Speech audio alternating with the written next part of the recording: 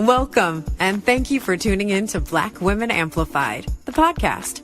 Your host, Monica Wisdom Tyson, brings you downloadable conversations that matter to women around the globe. We discuss all things Black girl magic, amplify our voices, and transform our challenges into triumphs. Monica calls on her league of extraordinary women to push our boundaries, share their expertise, and stories of personal transformation.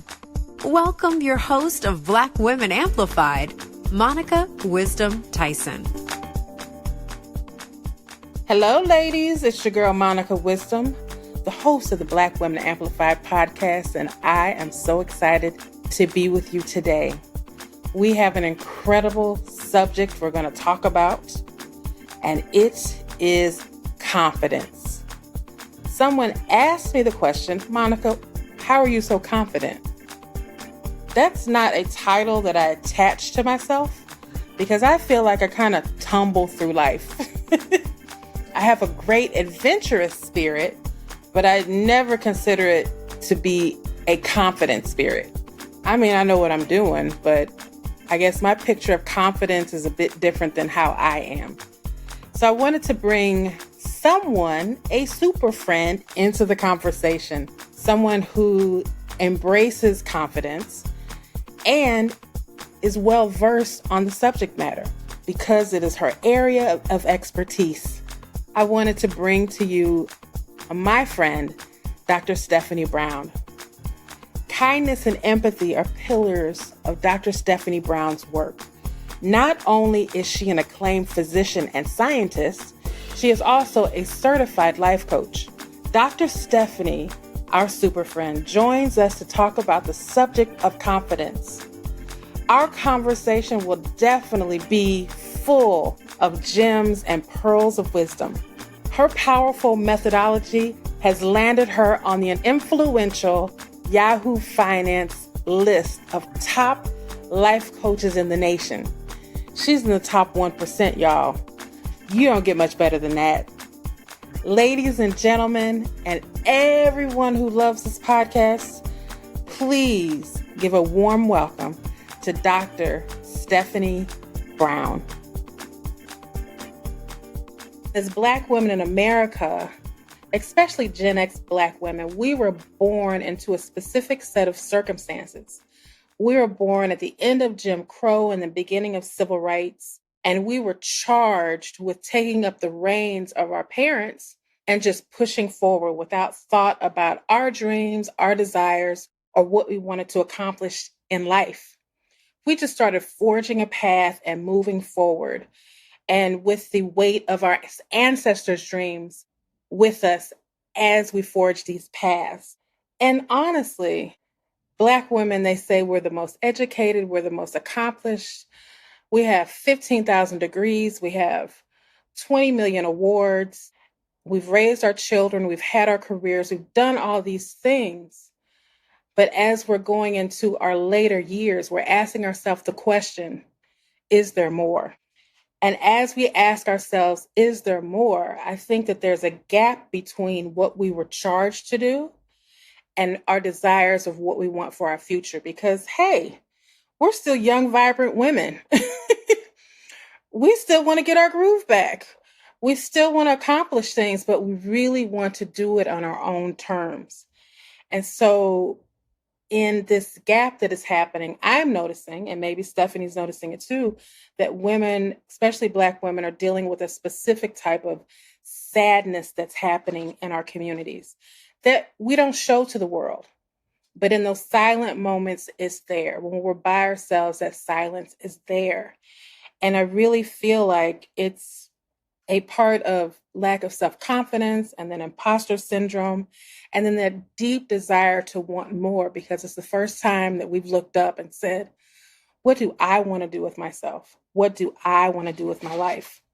So I have my own opinions about all of this, but I wanted to bring Dr. Stephanie into the conversation so that she can give her incredible insights and knowledge and experience with working with women, Black women, not only on the physical side, but on the side of well-being and mental health. and she gives us a unique perspective on how all of this happens. So, Dr. Stephanie, thank you for joining us on the Black Women Amplified podcast. I'm so happy that you had the time to fit us into your schedule. As you just told me, you're preparing to travel the world and see the continent. So I'm really excited about that. I love when Black women go to the continent. That's a whole nother conversation. But thank you for joining us. And I want to welcome you. And before we move forward, I want to hear a little bit about your backstory. So can you tell us a little about yourself? Sure. I just want to say thank you for inviting me, Maya. And hello to Black Women Amplified. I'm so excited to be here and so proud of this community and what you all are doing and striving to do. And love being in connection and in community with Black women who uplift other Black women. So a little bit about myself. As Monica mentioned, I am a physician, or maybe a recovering physician.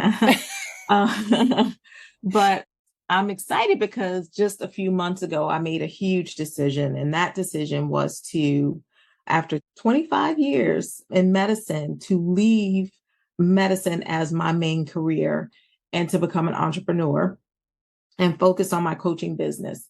I still practice medicine, but I practice it on my own terms. Like Monica was saying, that a lot of us have gone through this struggle or this metamorphosis where we realize that we have been doing things a certain way.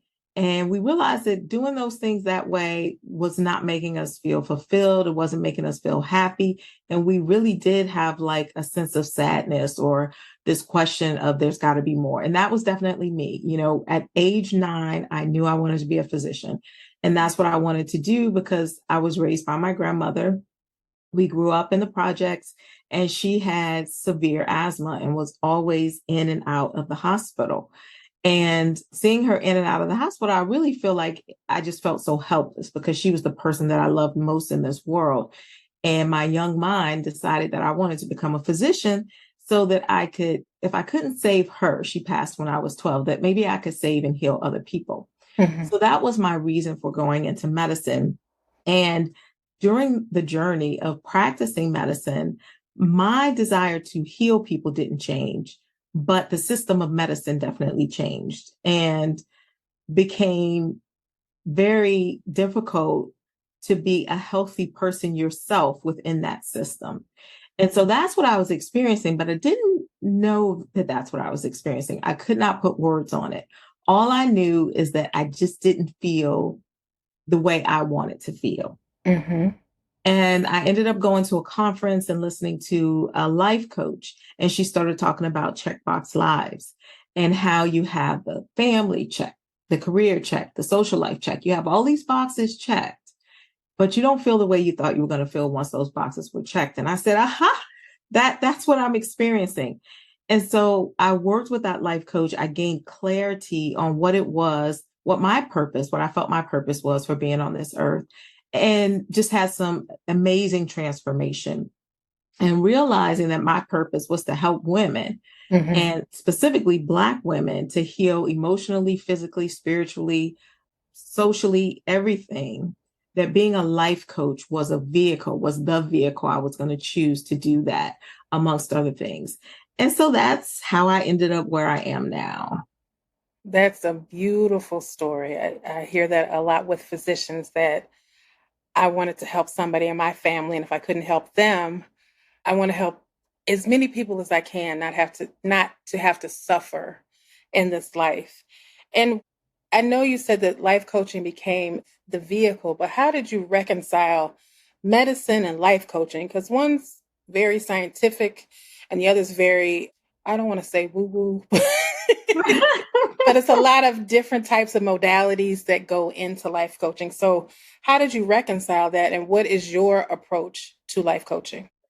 Well, it's great that we're talking about confidence, because choosing to become a life coach when you're a physician and when the world sees you as a professional and a scientist takes confidence, because people going to give you the side eye and look at you like you're crazy, right? Mm-hmm. Because you're basically walking away from golden handcuffs. So to answer your question, I didn't reconcile it. I just made a different choice. And a lot of people, when I would explain it to them, they tried to reconcile it for me. They were like, oh, you can kind of do this and combine it with that and open up a practice that does this. No, actually, I just really want to make a different choice. I want to take a different path. And I think of it this way. You look at other people who've had multiple different careers. They've been a dancer, they've been an actress, then they own a store, or they open up products, or other people do different careers and have different chapters in their life. But there's certain careers where they expect you to do that from the day you start to the day you die. And medicine is one of those things. Mm-hmm. So it took a lot of confidence for me to just say, no, I'm making a different choice. I don't have to reconcile these two. But the thread that connects them is that when I am talking to patients who are ready to take charge and make changes necessary for their physical health, that invigorates me and gives me energy and allows me to give that patient more energy. And so I understood that about myself. And that's a similar feeling that I get when I'm coaching someone, because when they're ready to take charge of their life and I'm able to help them become more empowered, I'm in my flow. That's where I'm supposed to be. What are some of the programs that you do as a life coach, or what are some of the processes that you take your clients through as a life coach?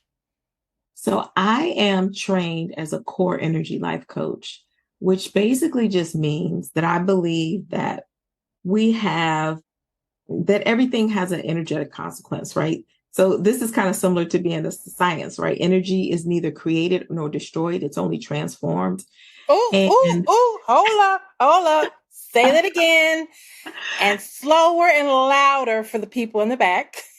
yes, energy is not created or destroyed. It's only transformed. And so if you think of a chemist and they're in the lab and they're putting together potions and they've got smoke coming out and they start with something and they end with something else, that's energy that's being transformed, right? And with life coaching, I help people to transform their energy as well, to shift it. So a lot of times, because of the stress that we're under, our energy is low, or I like to use the word catabolic, which means it restricts us and it doesn't allow us to see all of our choices, and it feels bad. It's draining. The feelings are like frustration, or we feel like a victim. We feel powerless. So that's catabolic energy. Anabolic energy is when the type of energy that causes you to thrive, causes you to soar, causes you to heal, that healing, that growth energy. And those feelings are feelings that everything is going to work out. They're feelings of passion. They're feelings of purpose, feeling of peace and of no judgment. That's the biggest thing about anabolic energy, is that the judgment is either not there or very low. And so I help my clients shift that energy from catabolic to anabolic in the simplest terms. And I have lots of ways that I do that, lots of techniques. The technique that I use the most is, number one, raising your consciousness so that you realize a lot of times we live life on autopilot. If you think about getting in a car, going from your parents' house to your house, and you start driving and you end up home and you don't really realize how you got there, that's because you went into autopilot. You know that route, you just went into autopilot. And our brains do the same thing. There's certain pathways that we have taken so many times that our brain just turns it on for us. And we're not making a conscious choice, right? It's just an unconscious thing that we do. Because how many times you've gotten in the car and you knew you were going to the left, but you started going to work? Yep. Yep, absolutely. And you're like, dang. Like, why am I over here? Exactly. Why am I? Because your brain was like, let me help her out. Let me just take over for her. But some of those paths and those, I call them stories or narratives or unconscious pathways, no longer serve us for where we want to go. They were fine for where we were to get us to where we are, but they're not going to work for where we want to go. Mm-hmm. And so becoming conscious of those things, taking yourself off autopilot is the first step. And then the second step is recognizing your thoughts. What thought are you thinking that's causing you to feel a certain way, that's causing you to act or not act a certain way? And then I help my clients to change that thought so that they can feel the way they want to feel and have the outcome and the action that they desire to have. So that's one of the techniques that I use. That was a lot. I mean, it's a very powerful statement because we have to know that there are more things that are going on with our bodies and our minds than we're actually aware of. And once we learn, it's like, it's like I was listening to a podcast about an entrepreneur that had ADHD. And I was like, wait a minute, that sounds like me. Am I undiagnosed?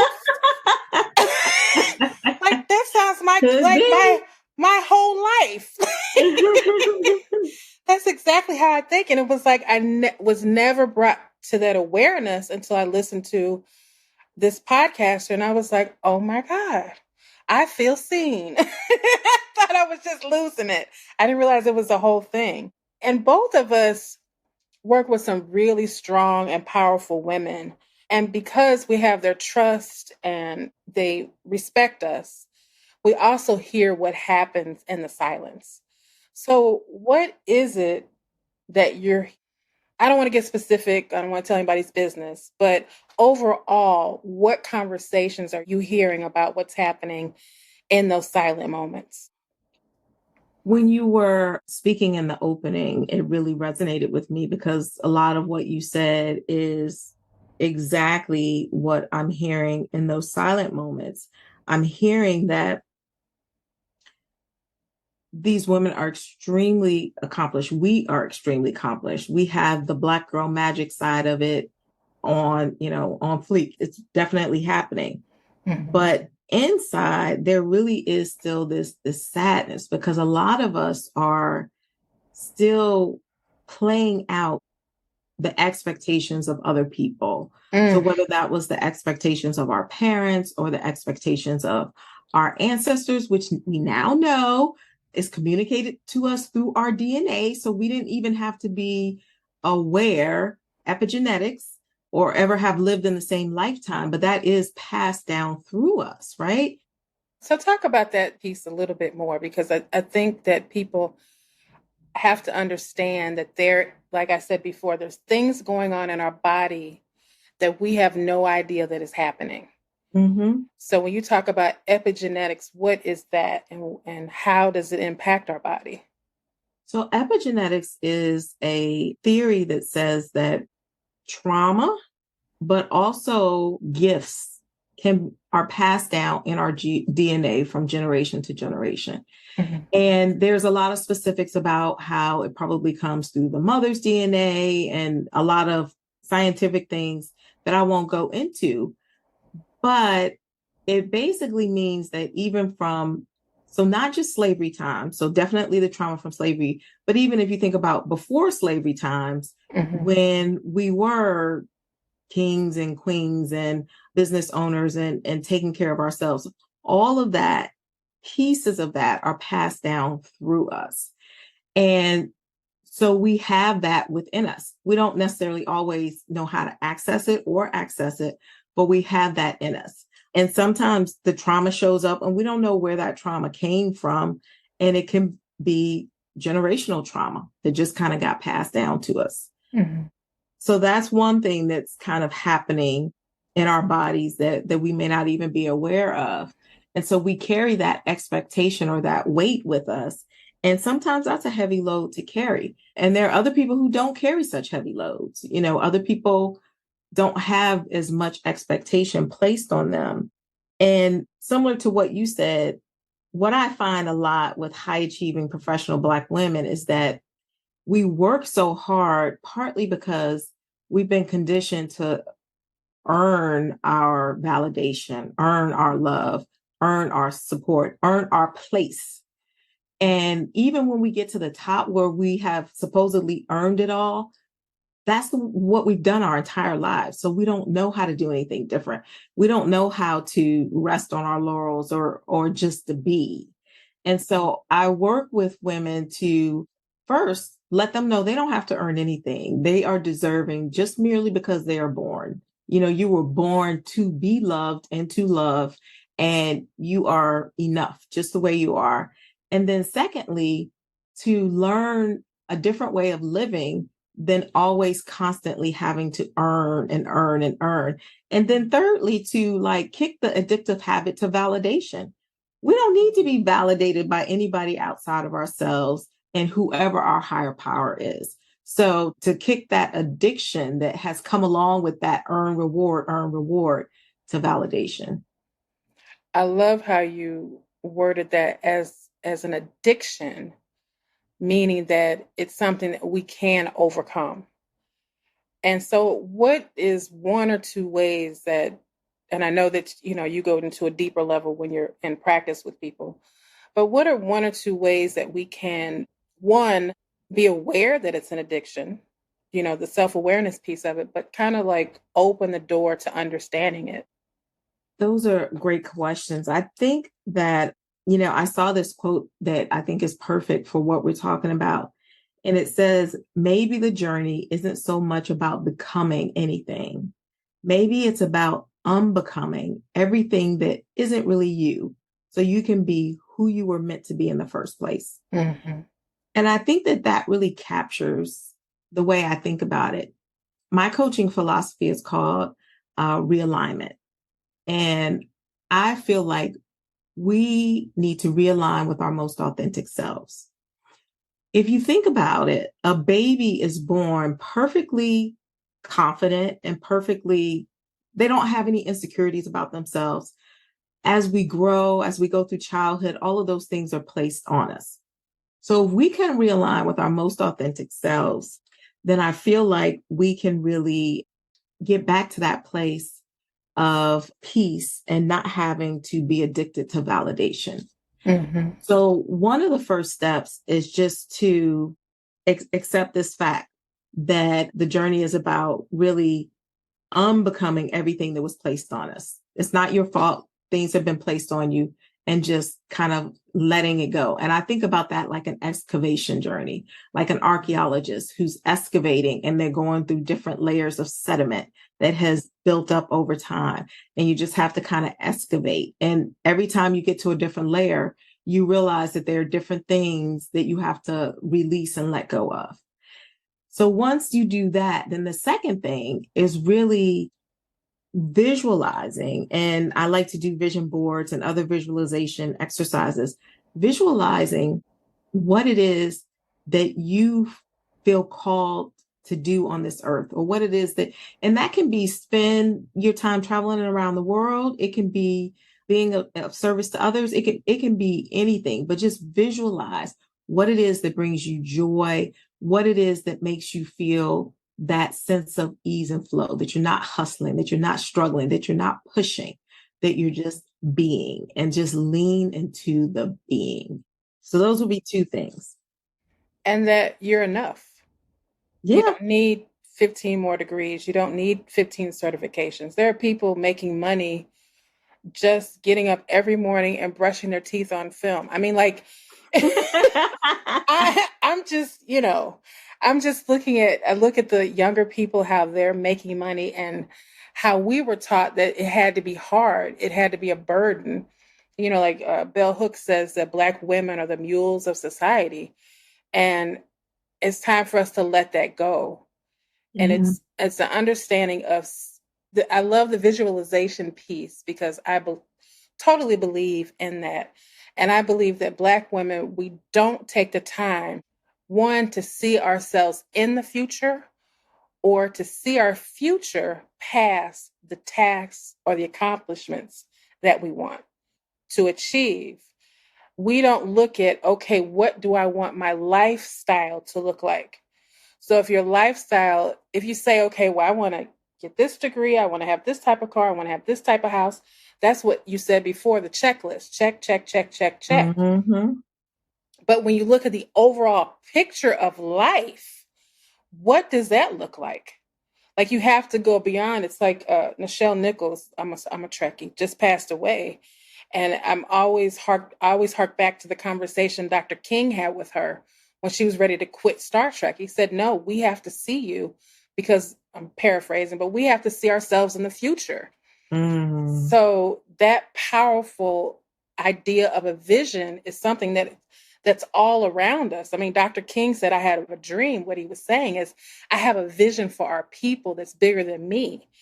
And so, but also we have to also recognize the vision is also for us, because the one thing that we know how to do as Black women is do everything for everybody else. And then we turn 50 and we're like, when am I going to start doing for myself? And we don't know how to do that, period, because it is so ingrained in us. And I say all this to say is, what is it? Because you just went through this when you made a different choice with how you wanted to heal people. How do Black women specifically say that I can make a different choice? I can make a different future for myself. Tomorrow does not have to look like yesterday. Yeah, that's a great question, because it is really, when I see Black women who are like trying to make that choice, it's just because they have experienced so much pain that they are forced to make that choice. I would love to see Black women making that choice before they get to the point of such suffering that they have to, just choosing to. And so I think it starts with education, right? As early as childhood and young girls and teenagers, telling people, young Black girls, that they have choices and that they can make that choice.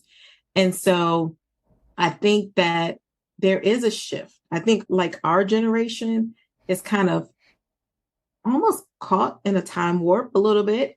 I think younger generations are shifting and seeing that they have choices. And hopefully it's younger generations of Black girls and women too. So we have to teach that. We have to tell them that. We have to give them permission. And we have to give them permission to fail, right? When you're making different choices, you're going to fail a lot off the kind of standard path. And giving ourselves and each other permission to fail. I think that's one thing we don't do. We don't like to fail, and we don't want to fail. But it's okay. It's just you're learning what works and what doesn't work. And there's no way you're ever going to create something new if you don't take risks to learn what works and what doesn't work. So making it easier for us to fail, having a safe place, a safe community to be able to share with when things don't go 100% the way you wanted them, when you make a different choice and it's not the right choice and you have to make another different choice.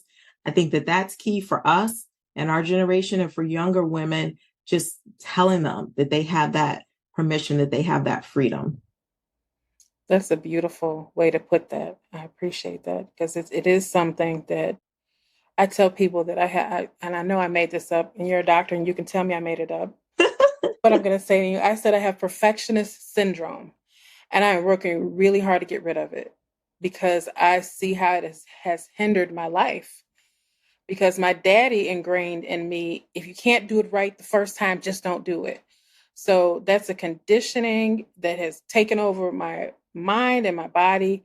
And so I'm either 100 or I'm 0. So now I'm trying to get into the gray areas where it's okay to not be perfect. It's okay not to get it right, because it's just okay. Yeah. It's okay to be mediocre sometimes. Yeah. Yeah, I think you just said a bad word right there. I mean, most Black women don't do mediocre. Black excellence people are going to tweet me everything else. I'm like, I don't care. I want the confidence of a mediocre white boy who's out there making billions. I want that. Absolutely. Absolutely. If this last, president didn't teach us anything, that mediocre people can rise to levels that you would not believe. Yes. Yeah. I was having a conversation with a friend, and they have 2 sons. I have 2 sons that are in high school. They're going into 10th and 11th grade. Mm-hmm. And we were all talking about the potential career paths of our children. And they made a comment about their son, one of their sons wanting to be an attorney. And they were like, well, he's a great talker. He can talk his way out of anything, but the follow through is not there.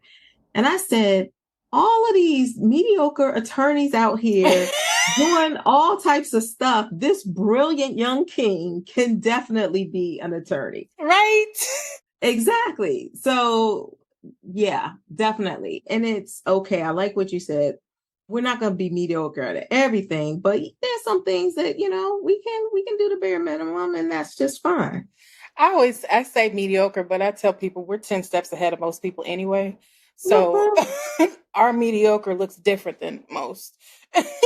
Absolutely. And speaking of that confidence, I hear imposter syndrome thrown around. And I have my own opinion about imposter syndrome and Black women, but can you explain to us what is the difference between lack of confidence and imposter syndrome?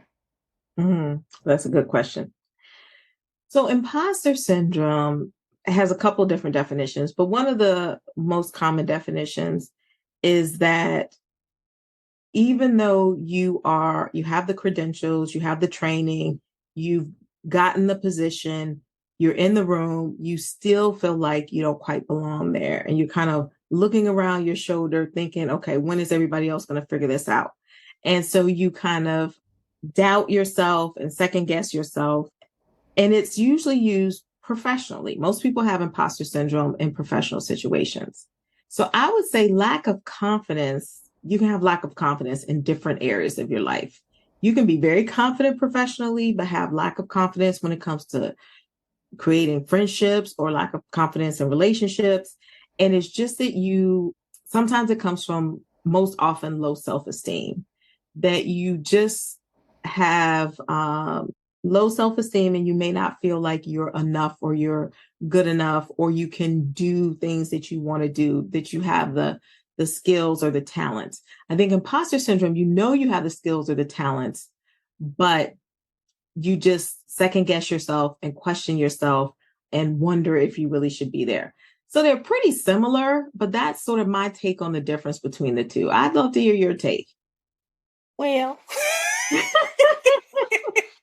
I'm always going to be far to the other side.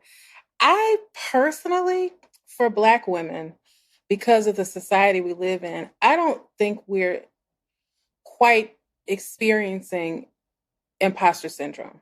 I think we have, and another term I'm making up, that's what I do. I think we have systemic racism syndrome, because we deal with systemic racism. It's so normalized now that we don't feel it until we do something like leave the country and it's not there. But every day we are set up for disappointment.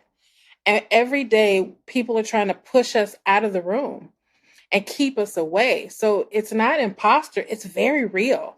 Mm-hmm. To the point it will start to feel like you don't belong there, but it's actually somebody pushing you away.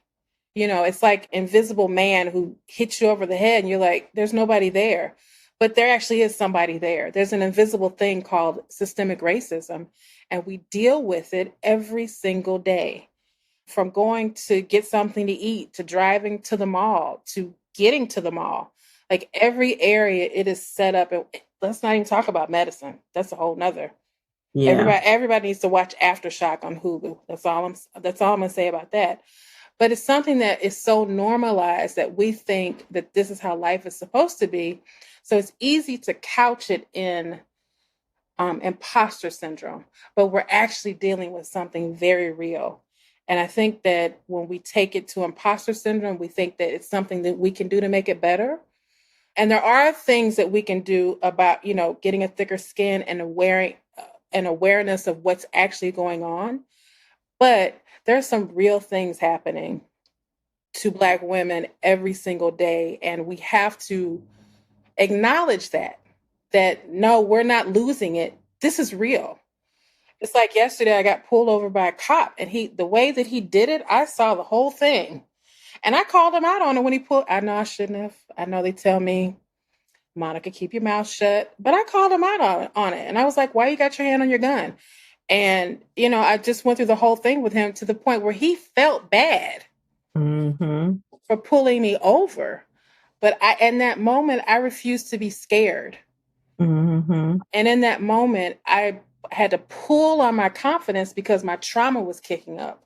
And I had to make a conscious choice of how am I going to be in this moment. And so when I say that, it's not that I did anything wrong, because I didn't. He didn't give me a ticket. He didn't fine me for anything.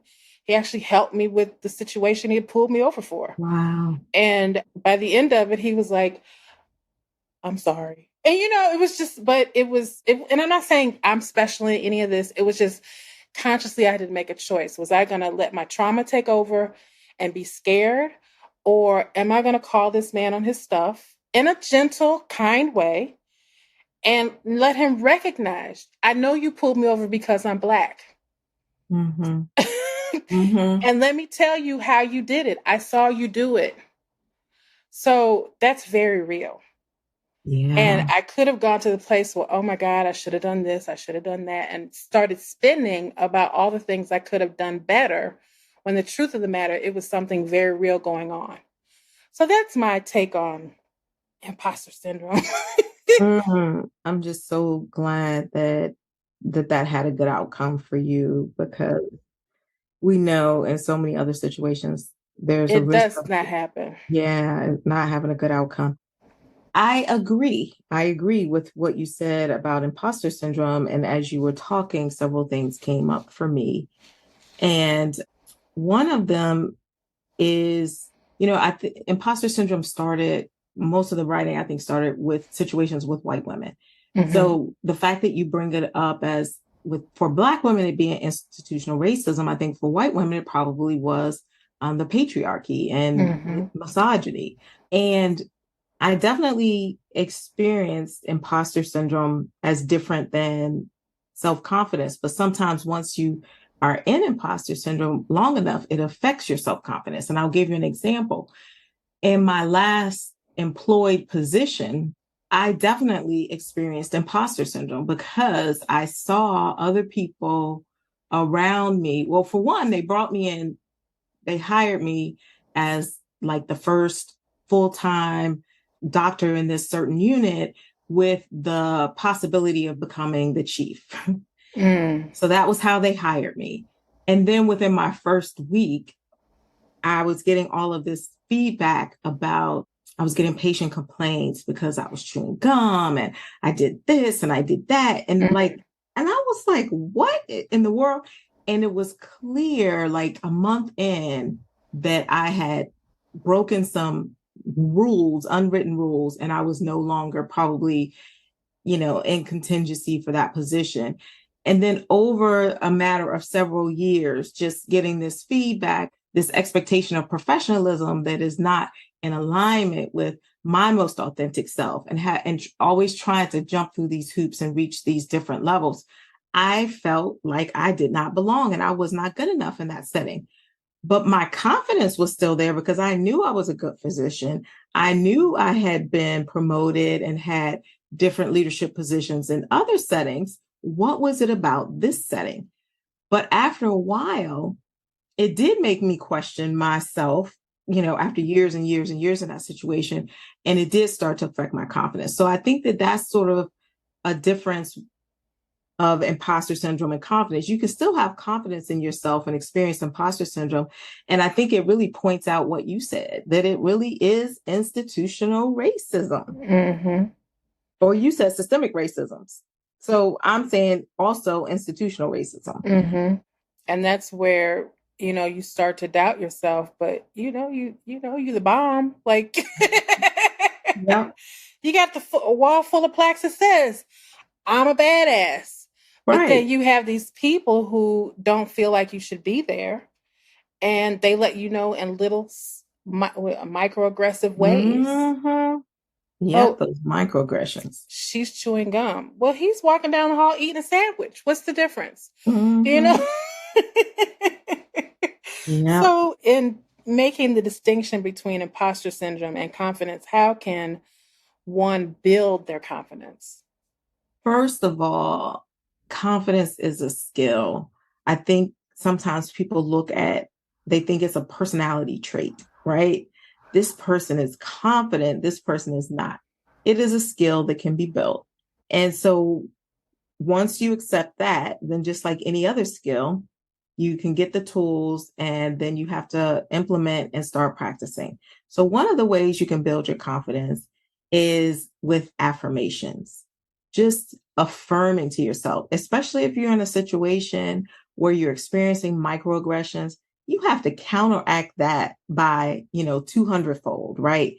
So just affirming yourself. I like to do affirmations orally. I like to tell myself, I am fearfully and wonderfully made. I am exactly where I need to be at this time and moment. I am, placed on this earth to affect millions of lives. And I'm so excited to be doing it. I am beautiful. My body is perfect just the way it is. Whatever it is, I just constantly affirm myself. So that's one thing I think really helps to build your confidence. And I know people can be very uncomfortable with affirmations because you're like, okay, well, how can I affirm a part of myself that I'm still working on? Mm-hmm. We can be absolutely Black girl magic personified and a work in progress at the exact same time. Mm-hmm. That is one of the mysteries of humanity, right? So you can affirm all that you are, all that you want to be in the present tense, because if you think about it from a spiritual perspective, what was, what is to come is all here, right? Mm-hmm. So just affirm it. Another thing that you can do to build your confidence is to set boundaries. I think sometimes we lack confidence because we don't set strong boundaries. And when you allow people to walk over your boundaries, it makes you feel bad and it wears away at your confidence. So set those boundaries that you need to set in order to protect your peace and to protect your energy. And if I had to give a third point about building confidence, I would say one thing that builds my confidence is reading about other people who have done wonderful things, reading inspiring stories, listening to inspiring podcasts like this one, just immersing yourself in positivity in the things that you read and the things that you listen to, and in the people that you surround yourself with. Mm-hmm. Surround yourself with people who see the greatness in you. And when you're having a low moment, they can bring that out of you. Not with people who are jealous, who are trying to bring you down, who are negative, who are haters, because that is definitely going to keep you in a low confidence state. So those will be 3 things that we can do to build our confidence. That's amazing. And I love that you said it's a skill, because we think it's a personality or persona, but it is something that you have to learn. It's something you learn from, and it's a repetition and consistency. And we have to constantly remind ourselves, because even, we want to go to the Bible, it talks about speak life. Mhm. So affirmations is purely about speaking what the future is right now. Because Mhm. once you step into the future, then all of that is there, because you've created it with how you speak about yourself, how you speak about your environment, how you speak about society, all of those things. I remember one of my spiritual teachers, when we got done with a retreat, she would say, okay, now it begins 30 days of no complaining. Mm. 30 days of no complaint. You can't complain about anything. And so what it does is it shows you how you talk to yourself. Yes. And then how you talk about the negativity that you put in your life from your mouth. And so affirmations counteracts that, because when my affirmation for a long time is I am worthy, because of my childhood, I didn't feel like I had worth.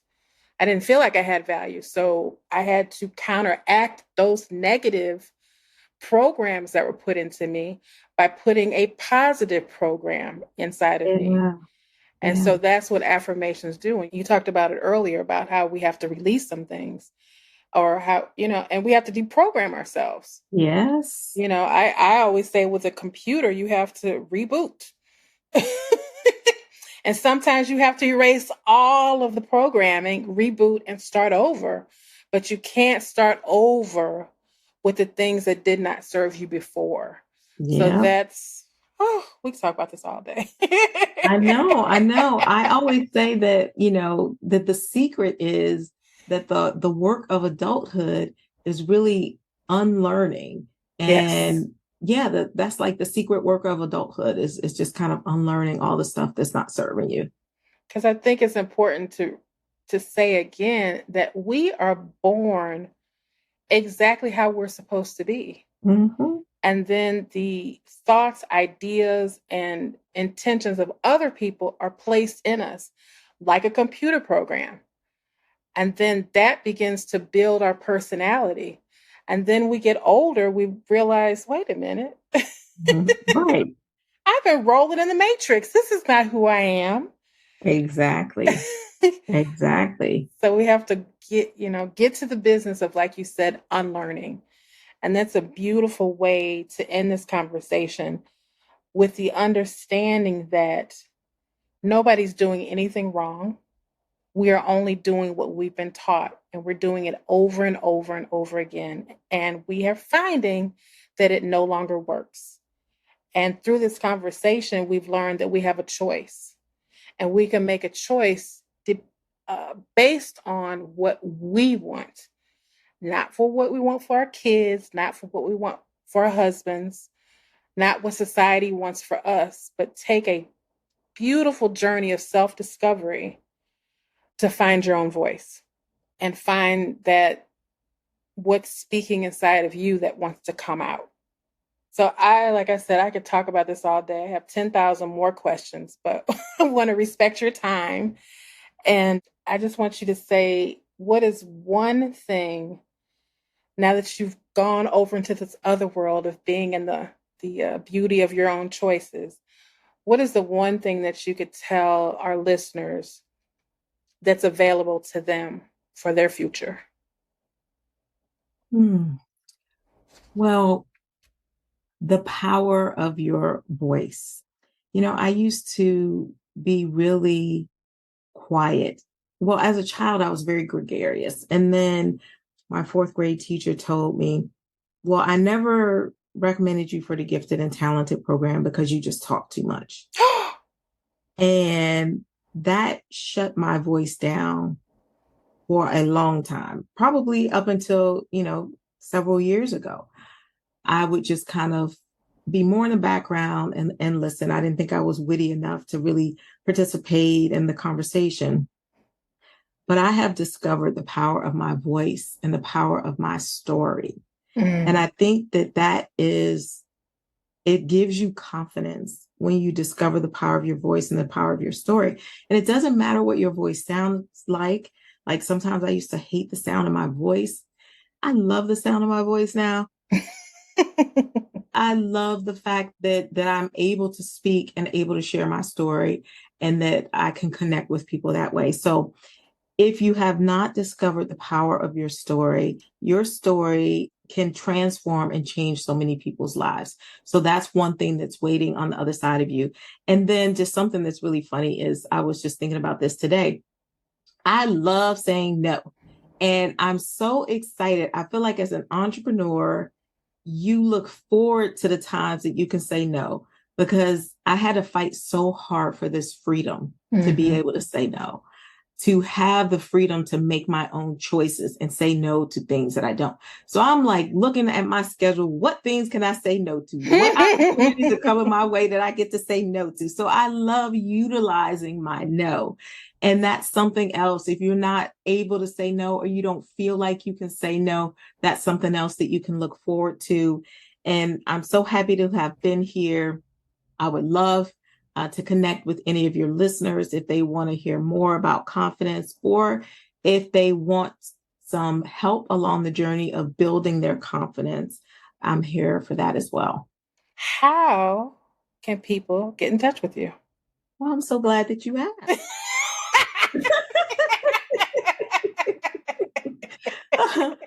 Well, I am on social media. I'm on Facebook. I have a Stephanie Brown Coaching. I'm on Instagram at Stephanie Brown Coaching, and my website is stephaniebrowncoaching.com. So it's basically Stephanie Brown Coaching, and I have lots of wonderful content that I give away for free on my social media platforms, and you can sign up to be on my newsletter. And I just love to be in community with Black women who want to uplift other Black women. So I would love for you to just come pay me a visit on social media. What is I know that you have a community on Facebook. What is the name of that community? You have a private community. Yes, it is called the SOAR Circle. SOAR stands for Sisters Overcoming and Rising, but it's SOAR Circle, and it's a private Facebook community. So you can search it up, and there's a couple questions you have to answer to become a member. But yeah, that's a wonderful space as well. Thank you. Thank you. Thank you. You have dropped like a whole diamond shop on top of us. With so many treasures, and just, I told y'all, she's phenomenal. Oh, so connect with her in any way that you can. If it's just following her on Instagram and getting involved in her community. Like, I'm not going to bring you anybody who's going to take advantage of you or sell you a bunch of BS just to make some money. She's sincere about everything she does. To the point, one of the main reasons I have this podcast is because of Dr. Stephanie encouraging me to use my voice in the world and put myself out there. So she's the truth. Thank you, Monica. It's been fun. This was so much fun. I'm glad you enjoyed yourself. And I'm going to tell you, you got an open space here anytime you want to come and talk about anything. Just, you know how to reach me. Say, hey, let's have a show about XYZ. No problem. Okay. I'll probably take you up on that. This is your second home in the podcast world. Oh, thank you. Thank you. So thank you, everybody, for tuning in, and re-listen to it again and again, and share it with your people. And please subscribe on Apple Podcasts so that you can get more news and information and enjoy the great series that we have coming up. I love you all. Peace and blessings to everyone. Have a great, great day wherever you are. Thank you for listening to Black Women Amplified. We hope you enjoyed the show. Be sure to subscribe and log on to blackwomenamplified.com for more information. Keep shining.